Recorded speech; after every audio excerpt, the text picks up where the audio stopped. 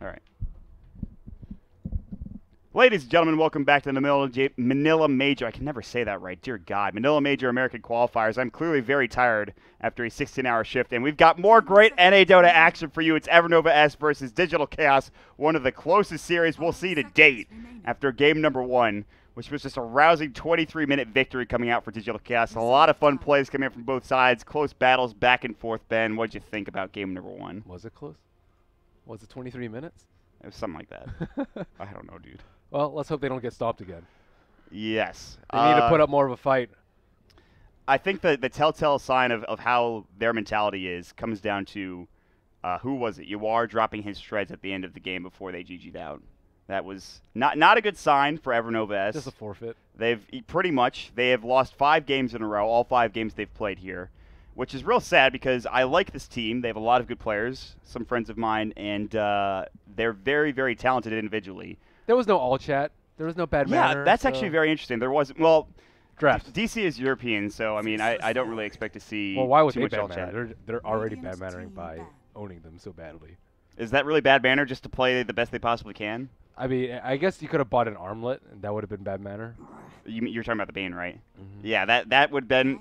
That's the epitome of bad manner, which is something I don't think you're that well versed in. Whenever I think of Ben Merliniwu, I don't think of a BM player. So. I don't know, man.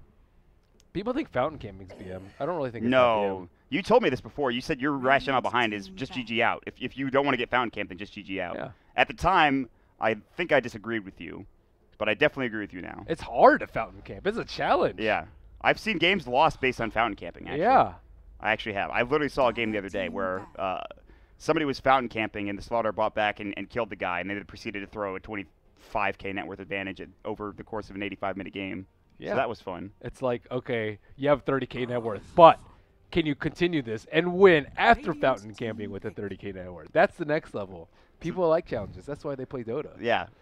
There's always that constant urge, just dive, keep going. You want to keep attaining that goal of killing as many heroes as possible. But for Digital Chaos, that was not their goal. Their goal was to play a solid game of Dota on the back of a bounty hunter roaming around with Soxa, Resolution playing the Tiny, getting a very early Blink Dagger, and Weehaw just farming literally nonstop and being involved in maybe 2 or 3 fights overall in the entirety of the game. So this game seems to be a little bit different. Yes. Jimmy's team has picked up the Bounty Hunter in the first phase and banned out the Alchemist, and looks like Digital Chaos has gone for the bare bones of a sick push / 5-man / tower taking strategy. Yes, absolutely. I think Invoker definitely adds on to that, especially if it's Quas Exort.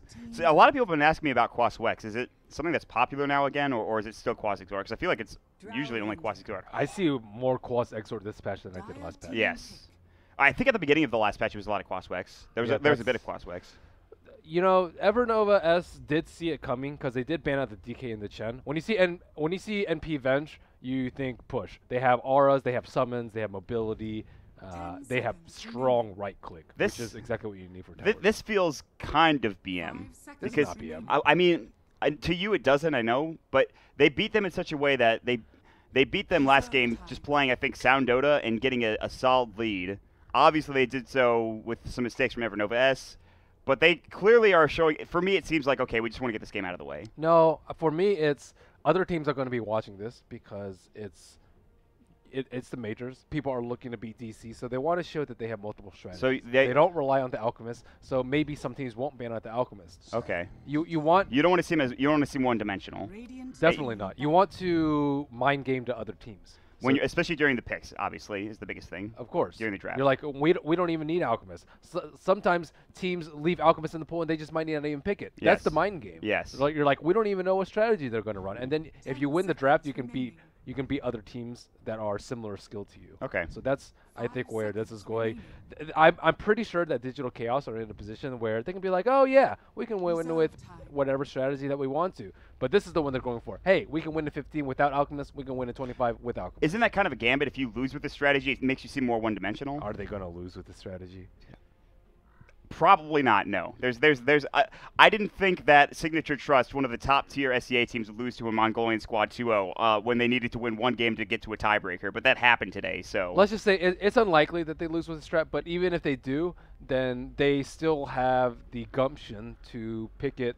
In this game might not mean so much for them, but it's still important, right? Yes. So they're picking a strategy that, like, put yourself in Digital Chaos shoes. Would you pick a quote unquote weak strategy right now in a game that means a lot? Probably not. No, definitely not. You would pick a strong strategy. So this is a strong strategy. I mean, Misery is not one to clown around either. Yeah, you don't clown around. You could for see maybe qualifying. Weehaw might clown around a little bit. Misery, no, absolutely not. So they're going to put their best effort into almost every game they play. That is some sick anti-push. Yes, they are going to have to deal with a multitude of de-pushing utensils in the terms of March of the Machines. I'm imagining like all of them with like. You hit the wrong button, Sorry, I think. I'm imagining them all with like swords and knives now, or forks and knives, because you said utensils. It's like, oh, I'm gonna stab them as they come uphill with my knife. You know what was funny? We had a Chinese game going on. It was an 85-minute tiebreaker, and they had the Tinker, and it was just it actually looked ridiculous because Perfect World was so screwed up. It's literally like a line instead of just how March is kind of sporadic and spread all over the place. It was literally just a line of machines, which I thought was interesting. But anyways, back to the draft and what you were talking about: D-push or not even D-push, but just kind of just stalling. I think They need sustain.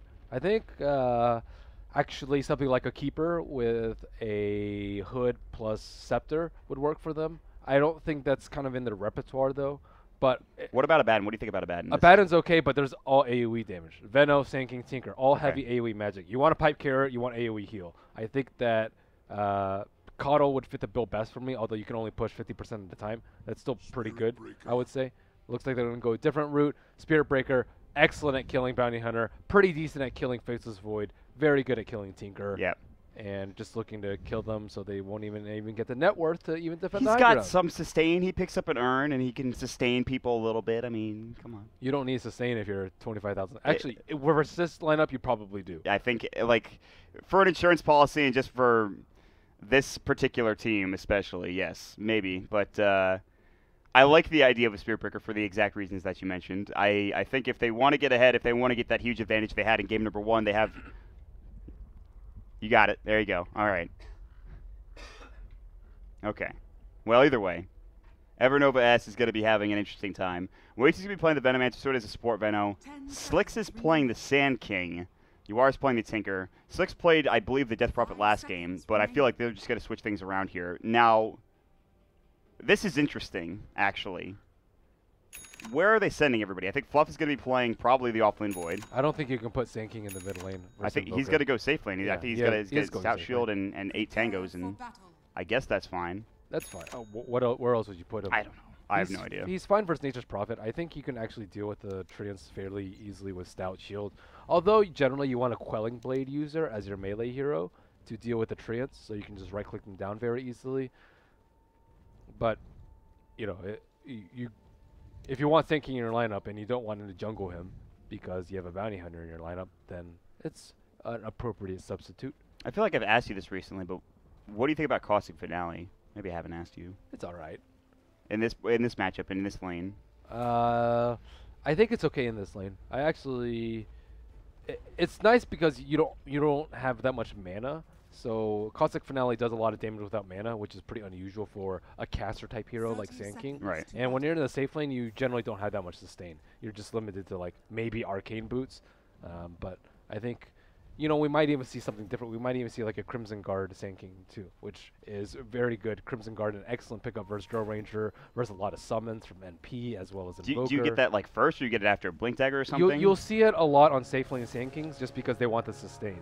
Because if you go jungle, you don't need it because you're invisible most of the time. But if you're in a safe lane, you're constantly taking harass. You need some sort of sustain. Some people opt for Bottle, some people like Tranquil Souls, and some people like Vanguard. Yeah, well, we'll see what Slicks is going to do. I'm interested to see if what. Let me go a little bit further and ask, what is your ideal skill build for the first 5 levels of Sand King? What do you skill up exactly in this lane? Probably one. They need a way to catch him.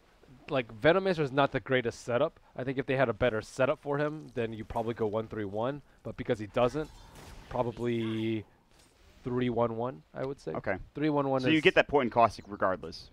I think so, but he's not contesting right now. We'll wait and it see. depends on how much he contests. Yeah. Slicks hasn't skilled up anything yet. Yeah, we'll wait and see what he decides to go for here. The mid lane matchup, Zoxy's already going to be here early on. You are. this is an interesting matchup. I think Uar should probably do fine. No, but Drow Aura. that's true. I completely forgot about Precision Aura coming out from the safe lane from the Resolution Drow Ranger. And also, Demon is going to be roaming in on the Bounty Hunter. We'll see if he can get as much done as Soxa did last game, which I'm not holding my breath. And that's nothing against Demon. We all know how good of a player Demon actually is. But Soxa, he got a little lucky. He got some help, and he was able to find plenty of kills and courier pickups. And Demon has a lot of work ahead of him in order to be able to actually provide that amount of utility. But Demon just got scouted out by Misery.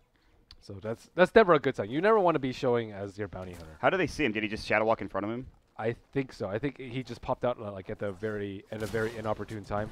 Well, Resolution's going to go. They have the Sentry down. Wave of Terror's going to fly, and they have the Frost Arrows. I actually like the Wave of Terror first. Ooh, mid lane, they're going to go ahead for a gank. They already TP'd in Moo. They're actually going to bring him down with the Tornado. Uar is going to be first blood given up to Weehaw, so... Wow, they TP'd in Nature's probably very early, but I guess when you have this type of aggressive lineup, that's not surprising to me. And it's Quas Wex. That's interesting, because I think they actually maybe want to take it a little bit later, because they see the amount of anti-push that EvernovaS has, so... Oh, they dusted Demon. Demon does get the Invis rune, but he's still dusted. Charge up at a Soxa. They'd need maybe a TP in from the Furion, but it's on cooldown, obviously, for 18. Can he get this kill with Orb of Venom? Nope. Soxa's slowed by Orb of Venom as well, because Demon has it, so he can't chase him down. He already used his charge. And he has no mana for another one. The Quas Wex choice is very interesting, though, because you almost always want the Forge Spirits, so you can push with the Precision Aura. But I think they want to play it with Exort, so they fight outside of the base way more often than up EvernovaS high ground. So still giving the opponent's team a lot of respect, not thinking that they can just brute force it with mass summons and superior push strat. And so what's the item build on Quas Wex? Because you often see, the Wraith Band into Aquila with Boots of Speed, Midas Drum. Phase Orchid Midas. Okay.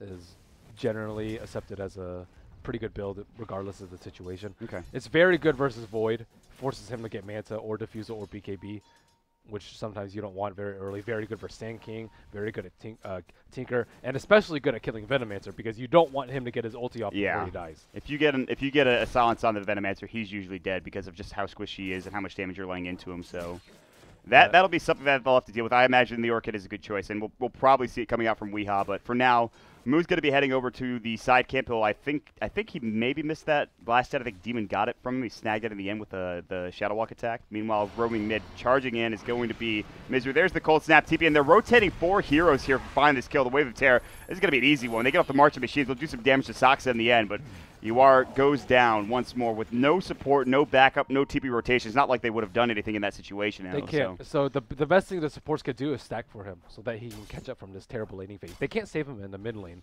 Venomancer, very poor at stopping a Spirit Breaker, and Bounty Hunter is too busy doing other things. It's not like it's defensive support that can come in Grave or Aphotic or whatever. It's much better to stack for him, and he can catch up, because he's not worth that much right now. He actually is still beating the Invoker, he was beating the Invoker in CS just a moment ago. Yeah. So Uar, he got ganked twice. Rough, but not insurmountable. His other lanes are doing pretty well. The one lane that's not going well is bottom, as the Drow Ranger has 28 last hits, but that's to be expected considering who he's up against and with the Vengeful Spirit. That is a very potent combination of damage that you do not want to have to deal with. Oh, they're pushing. Yeah, here we go. This is a 4.5-minute push. This feels fast, even for a push strategy, I feel like. Now mid, looks like Weehaw was getting jumped on. He has to throw up the Tornado and EMP to zone them all back and say, listen, you're not going for me. Another benefit about the Quas Wex Invoker is that it's extremely difficult to gank if his Tornado's off cooldown. Even then, you're super fast with the Ghost Walk. Yes, and you have to carry detection, obviously. Yep. No Basilius on the bottom lane, but still will make quick work of the tower, as Fluff has kind of ditched for the Iron Talon build. But now the camp is going to be slightly more difficult for him to take. Yeah, and it's not like he can head to the jungle, because we see that the stacks are already piling up here. You can see the one at the hard camp. The Tinker wants to probably take the other stack, or the other camps as well. They have stacked up that one hard camp, and well, DC are just going to continue this pressure. They're like, why not? They're not contesting. They don't have level 6 on any of their heroes yet, really, at all. So they can't throw out a Chronosphere to stop this and look for a fight. Demon can't really do anything. He's level 3 and he's an Orb of Venom, and he's already kind of low in HP and no mana. So they're just going to take 2 towers out of this. Yep, that's like 2,500 gold for everyone. Why not? This chart's going to go up pretty quickly. 3,000. Yeah, you talked about being under that 1,000 gold per minute mark for net worth. They are under that, so at least that's going a little their way for EvernovaS, but that's really not a good start for them. it'll reach that mark if Tinker gets a stack stolen and doesn't get his bots. That is the most crucial thing for EvernovaS right now. They cannot let that stack get stolen by Radiant. And NP already TPing in, making a maneuver onto the charged Yawar. Yeah, Yawar, he might get that stack later, but he's getting charged Tornado EMP'd right now. He'll, I think, probably go down here. Yes, absolutely. They charged through. Demon was nearby. They even had the Venomancer throw out the Venomous Scale. They rotate everybody. The Burrow Strike only hits on a 1, though. They get the Chronosphere off, but Demon, of course, outside of it. They have way too right-clicking. Weehaw may fall here. The Sprout up into Fluff and stuff. It's going to be a 1-for-1 exchange at the end. Magic Missile on the Slicks. No more Sandstorm. He's out of mana for Burrow Strike, but he's going to be able to back away just fine. But they have to force everyone to rotate. And again, while this is all happening down bottom, Resolution continues to just get free farm and up to 44 CS. I was thinking perhaps being a little bit greedy in his build, not going for Arcanes. I think if he had Arcanes, you can Epicenter from outside, and that Chrono would have looked a lot more awesome. Useful, yeah. They did get the Invoker kill. They probably would have gotten it anyways. Yeah. But you could have done a lot of damage to their back lines with the Epicenter and just stun into the Chronosphere. He gets it now. He realizes the errors of his ways. Yeah, he needed mana for that fight. Soul Ring's okay too, because you're safe lane, so... And you can turn it into an Aether Lens. The Arcade is good because you turn it into an Aether Lens later. Yes. Which is pretty powerful if you want to go that route, which generally when you pick up the Arcanes, I think you will do. But the push commences and continues as Mu has rotated back towards mid, unsurprisingly. Doing all of this with just a level 1 TP, but the cooldown is only 50 seconds, even at its first level. But now they see that the Sanking has Arcane, so they know that the dagger's not coming for a bit. So that it's kind of a downside. If he buys it earlier, you're not sure about his blink timing. But because he buys it now, you know it's not coming for a little bit. So you kind of just have to worry about the Chronosphere. Well, here they go. They're going for the kill on Slicks. He's going to get caught. He's going to use at least his Sandstorm, but might decide to dive this. They won't go into the tree line. I think they might have gotten that kill. Even with way 2 being there, they would have taken some tower hits. It might have hurt, but they probably would have gotten the kill. They didn't have wave. If he had wave up, they would have gone in. But you can't go in there. He could be channeling Epi. You don't know. Right. Good point. So it's a good maneuver by them to not take that risk. You don't want to give up kills when you're ahead. And while that's happening, they're putting pressure on top. And with just 2 heroes, they get another tower, another tier 2 in the mid lane. So this net worth is going to continue to climb and climb and climb. It's at 5,000 now. I'm surprised it's not higher at this point. But Yawar's trying to do the stack, but he is up against 2 mini Hellbears. So talking about 40% magic resistance, and they have the Satyr, so he's going to heal up the camp. Satyr will die, at least. But he's not getting the gold. If Slicks takes this, how's Tinker going to get his BOTs? I think they're really more... They're like, we need a way to actually initiate into these people. A Blink Dagger is going to be much... Listen, you can farm later. Right now, we need to get our priorities straight. Unfortunately, Weehaw is invis and probably going to help set up a kill here. Yeah, there's the Tornado EMP. He's probably going to just do it on his own with Cold Snap. In fact, he is. Mu comes in. He's looking for more. Sprout way too still charged up. And it looks like he will make it out just barely. The charge was not successful. And while that was happening, Misery was pushing the tower alone. But... So even when he was trying to go for that stack, Slicks gets caught out. So that was really smart from DC to realize that the timing was coming where they need to take that stack. They know that stack is a priority.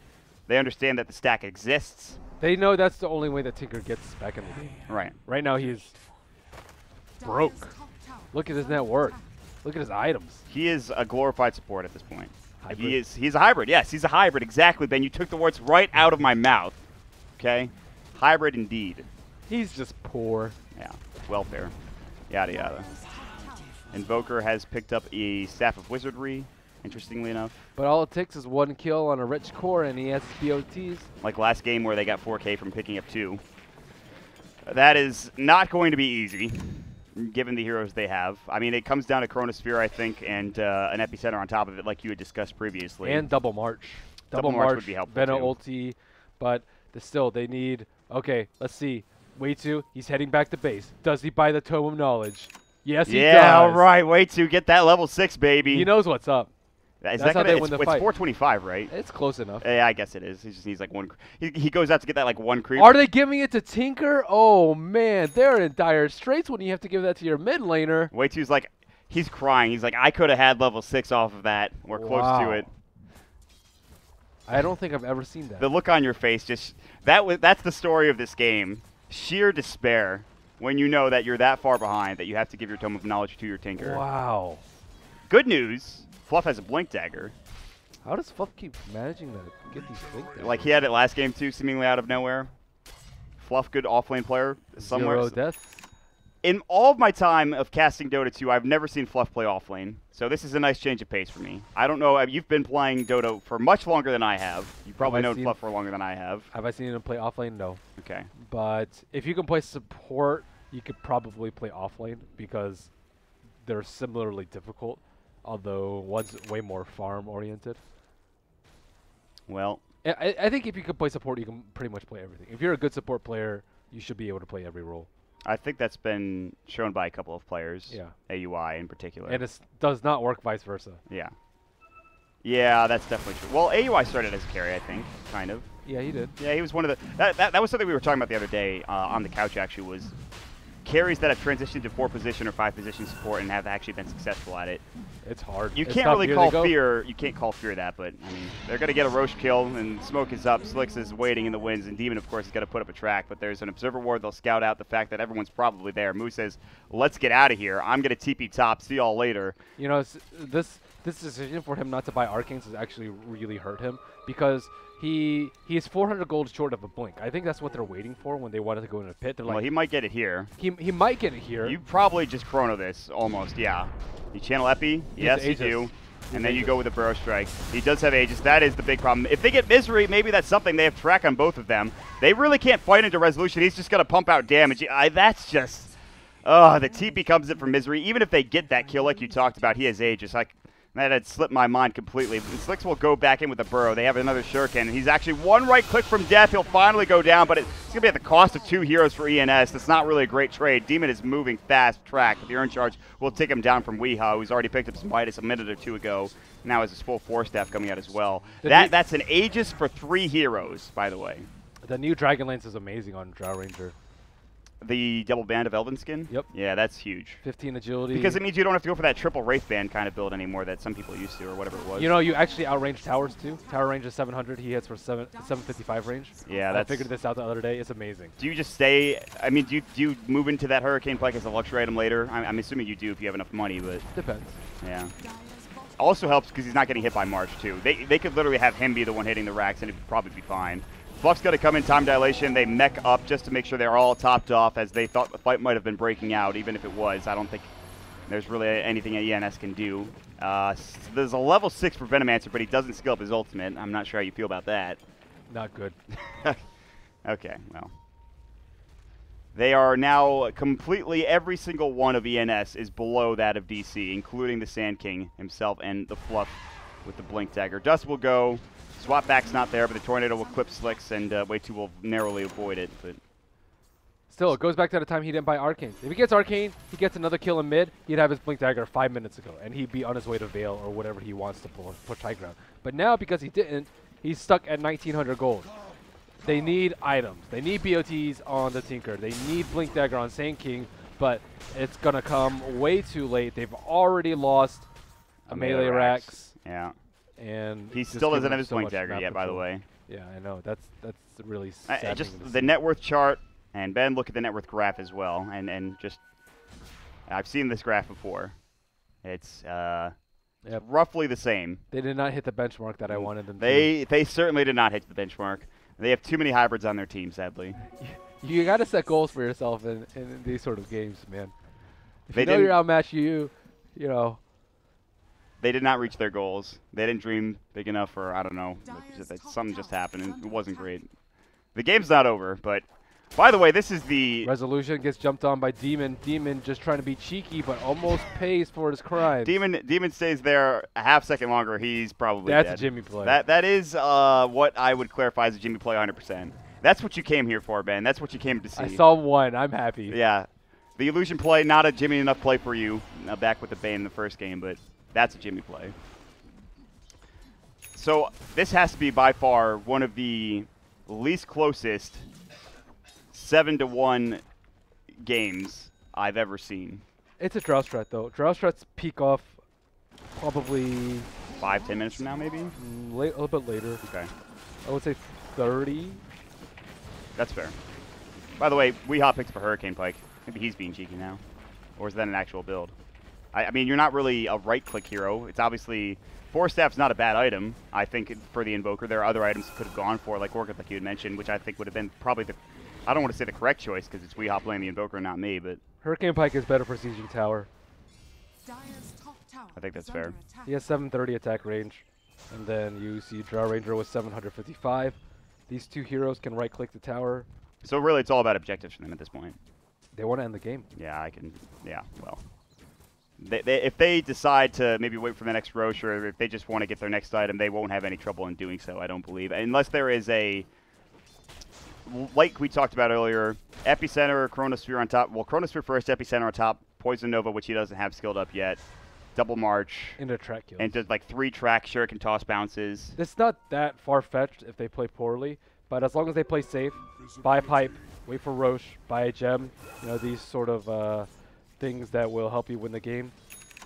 It's not that difficult. The problem is they're getting completely choked out. There's absolutely nowhere for them to farm. Look at where they're all positioned.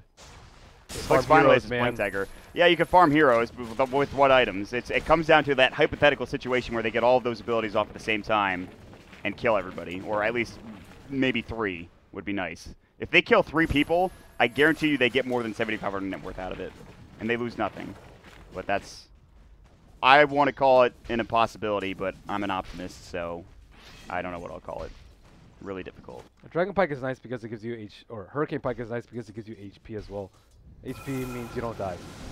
That's true. It does give you 10 strength, or 15 strength actually. Fluff and stuff. Yeah, gets Hurricane Piked. Yeah, he's been Hurricane Piked. Wow, the cold snap into Hurricane Pike, a formidable opponent with Moo helping out as well with decent right click with Phase it's Drum. actually pretty good versus Void. Although Orchid's also really good versus Void. He didn't even time walk there, I don't believe either. I mean, he couldn't really. He kind of just accepted his fate at that point. No, he time walked first. Oh, okay. Oh, they have a hood. Okay, yeah. If they get a hood into a pipe, I'm pretty sure they won. Sucks just bought one, so he knows what's up. Rip March of the Machines being useful at any point in time. Oh, and Poison Sting, and Poison Nova, and Veil, and Sinking Ultimate. That's all their damage, just magic. ENS are holding on for, well, I don't want to say they're holding on for dear life, but they're watching their towers go down. Oh, they're even split sieging. Even if they get chronoed, they get 2 max at this point. DC are playing pretty well. And there's going to be the Hurricane Pike away, and Weehawk, he might be in some trouble here. They get the Chrono off. Can they get this kill? They actually have Soxa doing some serious work on the Sand King. Weehawk is still somehow alive. They drop the sentry down. They want vision. They get the kill. It's a Pyrrhic victory. They've lost their mid-racks. I don't think they care. I think they really only care about killing Weehawk at this point in time. And sometimes that's kind of you have to have goals, Ben. You have to have goals, and in this situation, killing Weehawk was their goal. Well, it wasn't the kill Weehawk and a GG out. Sometimes that happens too when you're really far God, behind. this is so frustrating because EvernovaS, I feel like they're so talented. They're just having such a rough time in this situation. DC has been playing on point this entire tournament after a lot of doubters, including myself, came through. DC they've megaed them at 19 minutes in. Demon's gonna go. There's the all chat. The XD. Jimmy moment. And yep, McGrats, the GG. He had to get it out there. I got 2 Jimmy moments. Congratulations. I'm pretty happy. It made up for 0 in game number 1. The award to see before the game actually ends. We've seen that a lot in this tournament. So, well, I don't foresee this team staying together for that much longer. I hope they do, but I don't foresee it happening. I didn't think they were going to stay together before the qualifiers, but wow. I mean, that's not. You are a realist. No, that's not. I didn't mean it. That's not any flame. That's not what I meant to say. I didn't see this team coming. I didn't see this team coming together before the qualifiers. This group of individuals, this group of players coming together. So it's hard for me to imagine they're going to stay together going further, especially with the results they've seen. Did I clarify that enough for you? That was good. Okay, thank you. Look at that GPO on Dire. Win as a team, lose as a team. They're all together. I do want to give shout outs to these players because I feel like ENS, despite playing poorly, despite not having a good showing, they do deserve respect because of the players that they are. And did you see what they did at the end?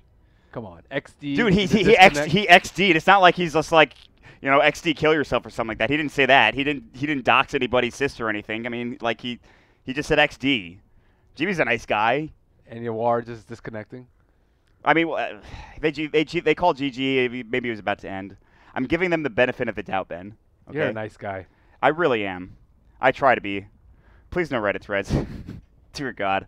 Okay, ladies and gentlemen, that is going to be it for me today. Perhaps. I don't know. We'll see. Maybe I'll stay on front of the cast or I'll observe or something. But Digital Chaos now 6-0 in, I think it is Group B, I want to say. I can't remember off the top of my head. Regardless, they win both games in roughly 20 minutes or so. They go above the 1K per minute mark.